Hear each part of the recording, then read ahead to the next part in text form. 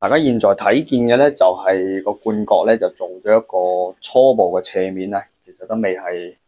完整嘅，即係未係完全咧做到係貼合嘅。咁我就做咗一個效果咯，叫做先試一下佢嗰個弧面咧出嚟嘅效果 O 唔 OK 先嘅。如果唔係咧，再去壓低嘅。咁當然啦，正常都係要壓低呢一個側面噶嘛。咁我哋先可以知道呢一個琴嘅罐角咧，佢評估佢究竟可以壓得幾低。咁我就盡量咧呢個側面咧就壓咗落去噶啦，呢個位置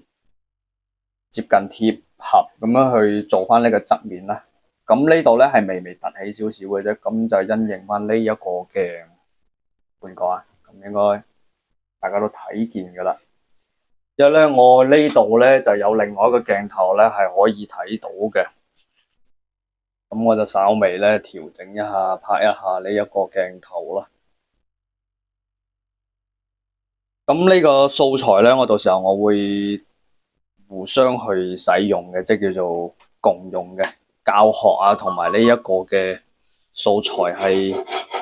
通用啊。咁我哋咧做操作嘅時候咧，呢隻手咧係要扶住呢度嘅，或者用呢度咁樣墊住嘅。如果唔係好容易咧就會咁樣企落去啦。咁呢度咧我係有少少企落去嘅，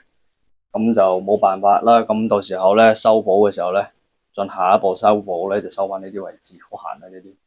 好輕嘅，咁嚟嘅，或者咁樣。通常咧我會用呢一邊，呢邊咧成個銼刀喺整個過程中係好少用到嘅，喺呢啲位置用下咁嘅，因為呢度咧用得少嘛，咁佢就比較鋒利啦，磨得少啊嘛，磨得蝕啊嘛，蝕少少咁樣就用呢個啦。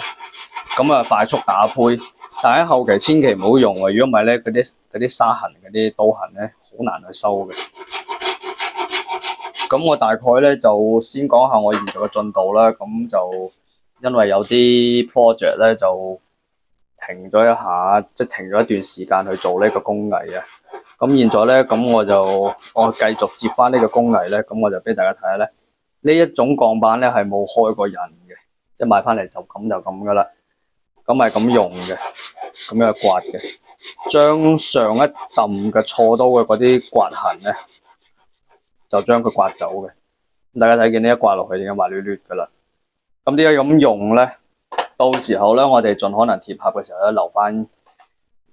半個毫米啊，或者係0.3mm 咧，係俾自己去收呢啲沙痕嘅，即係沙子痕啊，或者係呢啲刀痕嘅。咁就呢度咧，到時候會下沉啦。咁大家應該睇見嘅就係呢度啊。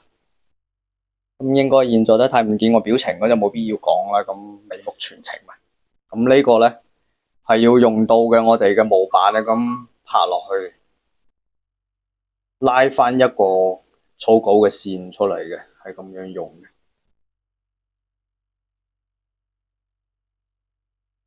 咁我哋先至可以評估到呢個位置咧下沉幾多。咁呢度下沉咧，我哋通常咧就用呢一隻刀啊，啲小鏟刀去將佢篤咁樣篤翻個輪廓出嚟，用呢個更好啊。細嘅喺外圍啊，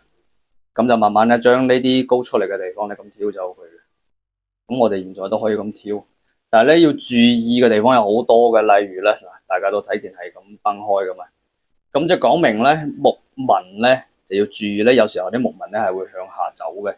即係你嘅刀咧，不論你係究竟係用正刀定反刀咧，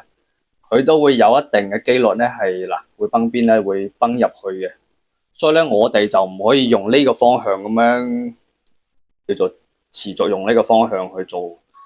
呢個咁嘅嘢嘅，即係有可能咧到時候咧我哋咧還要去攞把啲手術刀咁樣打橫咧界一刀落去。咁我現在就界一刀落去咁樣，然後咧刀鋒咧就同呢個木紋咧就唔好同一個方向啦。到時候咧我哋咁樣側啲啊，側啲就可能咧就唔用呢把刀，就變咗用呢一隻闊刀啊。闊刀咧咁你先可以話可以側鋒咁樣鏟啦。咁樣鏟咧，咁樣去割過去咧，佢就唔會爆邊。如果你係咁貿然咧用呢隻刀咧，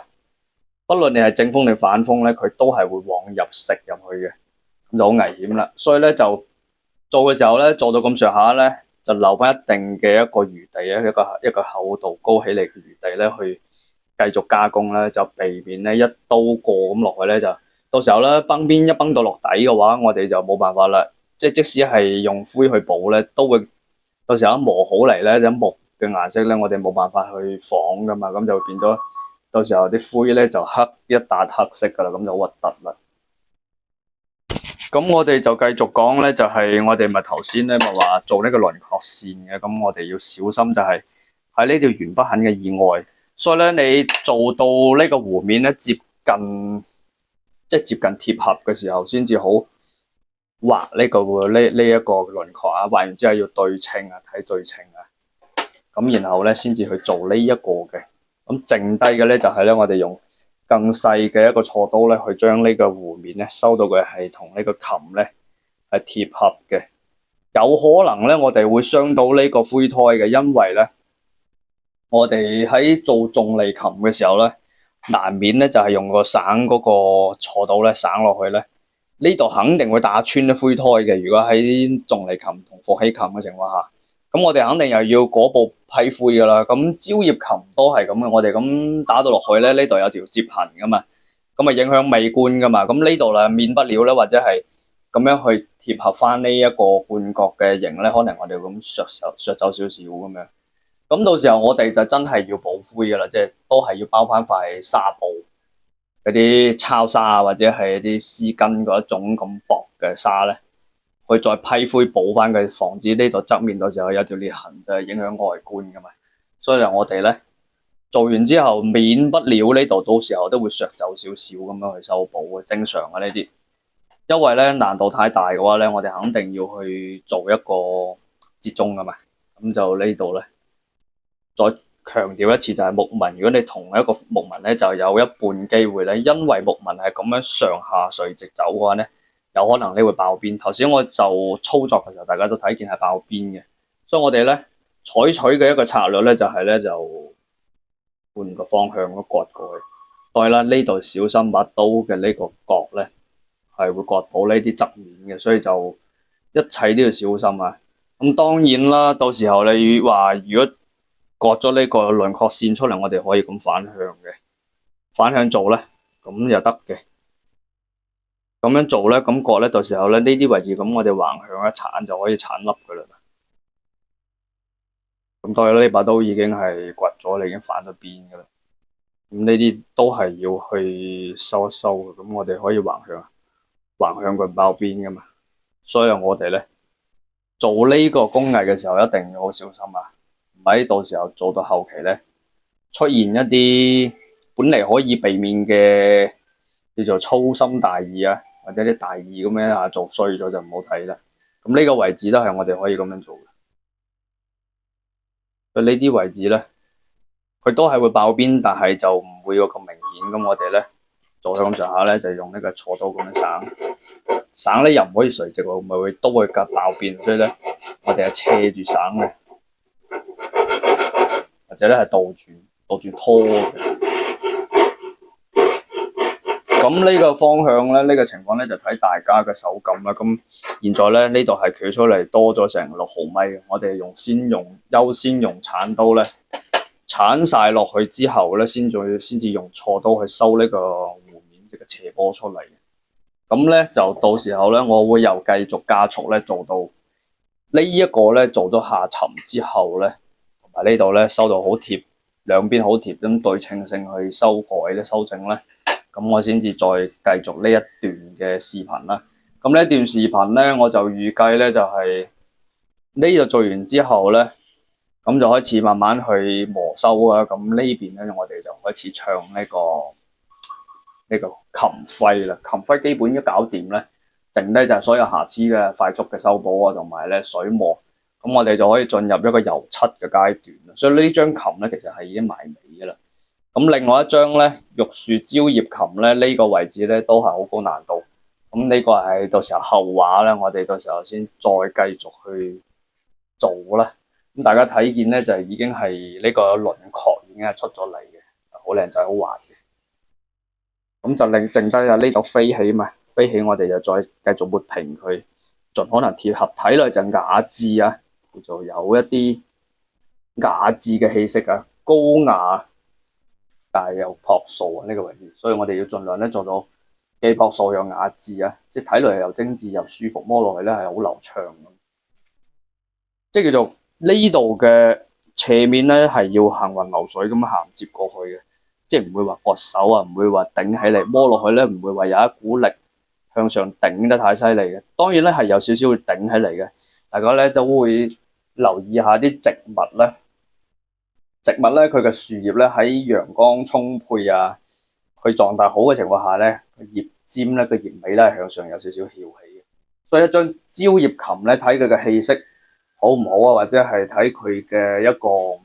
生命力好唔好咧，我哋喺琴尾度咧係要有少少視覺嘅一個感覺啊，幾乎係睇唔出，一種感覺同手勢上邊嘅有微微嘅翹起啊，咁先展現出一張蕉葉啦。呢塊蕉葉唔係話差唔多斷氣或者乾水啊，即係話呢棵樹會唔會乾水咧？睇個葉尾咧係會唔會向上翹嘅，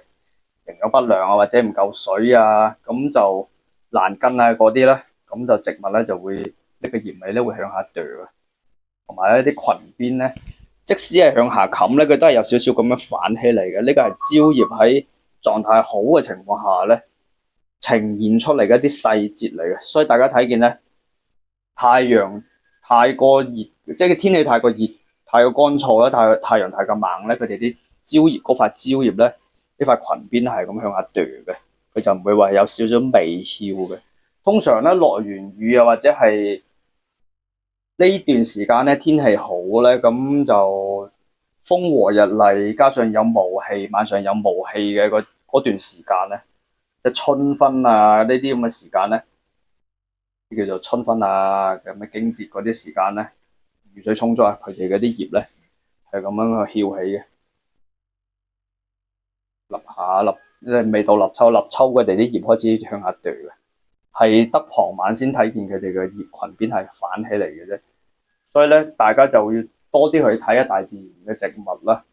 就留意一下佢哋啲植物咧，佢係有一個好微嘅一個向上翹嘅。即使係水草啊，即係叫做金魚缸入邊嘅水草咧，佢如果係燈光足同埋咧養分啱嗰個配比啊，同埋